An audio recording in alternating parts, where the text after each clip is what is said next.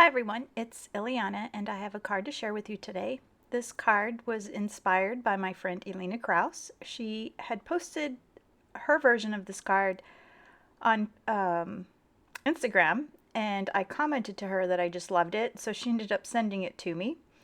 Uh, and so I did the background based on her video, and I'll be sure to link the video in the description below so that you're able to see how the background was made. I'm just going to show you how I made the elements that go on top of the background. I'm using Simon Says stamp Retro Thanks. It's from their latest release for the summer. I'm using Lawn Fawn's Plastic Flamingo ink pad, and I'm double stamping each one. And I usually, if I'm making multiples, I just rotate my cardstock instead of moving my stamp around. Okay, now I'm doing the outline that goes with this shape. And once again, I'm just rotating my cardstock to go on to the next one. Saves a lot of time that way. I wanted the whole thing to be embossed, and so I'm going back with some Versamark. Now, if you use the, if you're double stamping, your ink will stay damp long enough that you could probably emboss right away, but since I was making multiples, it dried rather quickly. And so I had to add my Versamark to do my embossing.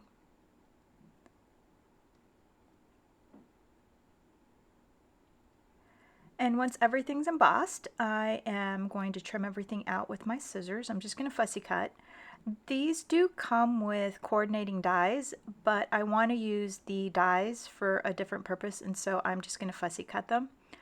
And once they're cut out, I'm just going to take a black marker and I'm just going to go around the edges so it makes it look a little more finished and you don't see the white part of the cardstock when you put your elements together. I've done the same thing with another of the elements on the from the stamp set. I've just stamped around 4 times, and I'm doing 8 cards, and so this is my second panel. And to save a little bit of time, instead of stamping with Memento and then Copic coloring, I'm just going to go ahead and I'm just going to kind of color the space in between, and then I'm going to stamp over it, and then that way I don't have to go back with my VersaFine Black Onyx ink to get that bolder black color. And I did try to make sure that my alcohol ink from the marker was dry, otherwise your ink from your stamp will probably feather a little bit. So I just made sure that it was dry, and the alcohol ink does dry rather quickly. And so now I'm stamping all my elements, and I realize that the thank you is in the wrong spot, so I'm going to go ahead and move it and just line it up. And it's a wonky kind of a sign, so it doesn't need to be perfect. And once that's in place, I'm going to go ahead and ink it and stamp everything all together at the same time. And then that way when I rotate my card, eventually all of the pieces will be stamped. This just saved me some time. After I did the first panel, I went back and I stamped everything with the Memento because I wanted to Copic color, and this kind of helped me to skip that step. So I went straight to the VersaFine. I hope that makes sense. So now I'm embossing everything with some clear embossing powder.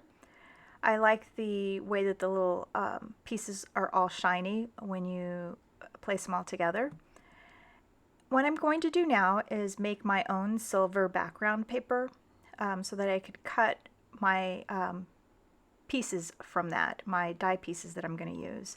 I tried using a piece of silver cardstock, but it was just a little too shiny.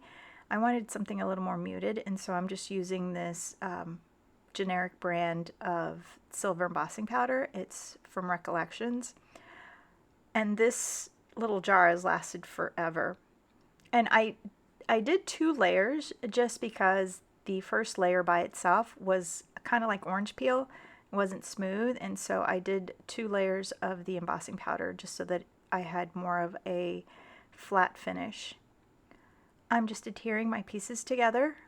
This is the piece that I die cut with the matching dies, and I just wanted that back piece to just create a little bit of a shadow, a little bit of a border, so it outlined everything and it was just enough space. Now I'm going to stamp out the last part of this embellishment cluster, and I'm going to be out of frame in just a little bit, but you'll see me back, and I realize it in just a second, and then I move my MISTI forward. This card took me like a week and a half to complete. I just was so busy that I never had a chance to finish the elements, and so it actually took me a week and a half to get all the pieces done. And so this was the last element that I did today. And so I've stamped the sentiment of friends, and they're spaced apart so that you're able to stamp around it with the smaller pieces. And what I did was I just stamped it, and then I placed the outline stamp over one of the elements so that I had it lined up so that when my cardstock was flush that it would match. And I've also stamped it onto a piece of scrap transparency with some stays on, and I did clean my stamp really well after that. And so now I'm using that piece and I'm just tucking it into the corner, and then I'm moving my cardstock behind it so that each letter is perfectly centered in that little wonky rectangle. I'm not sure what to call that. I suppose it's a polygon, so multi-sides. I'm not sure. If I'm wrong, let me know. And once I get to this part, I'm not able to tuck that piece into the corner anymore because the cardstock is underneath it. So I use a magnet to hold it down so that it doesn't shift on me, but I tuck it into the corner each time, put the magnet in, and then I slide my paper underneath it, and so it keeps it just perfect. And I do that just one more time. You want to be careful with your magnets that you don't let them jump together, and so you'll see that I keep them separated on the board. And when I take them off the MISTI, what I usually do is I kind of separate them. I put one on the left and one on the right, and then that way they're not going to attract each other and join together. Now I've taken a small piece of that scrap silver, and what I did was I adhered all my pieces after I fussy cut them onto that little piece of silver paper, and then I just trimmed around it.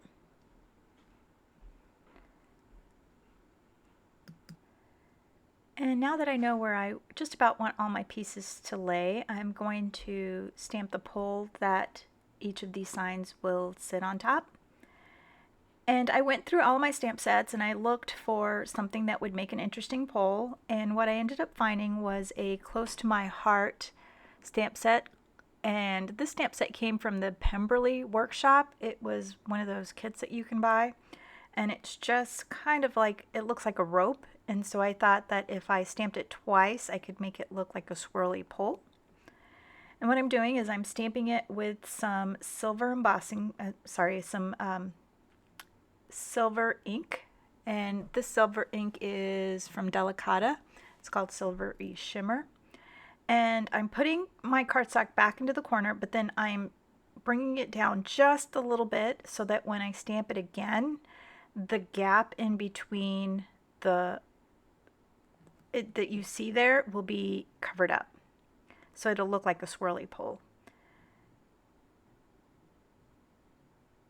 And so I'm adding a little bit of, I'm using clear embossing powder. And I'm going to change that later on and you'll see. So I'm going to place my pieces again just to get a rough idea because I need to know where my other pole is going to go.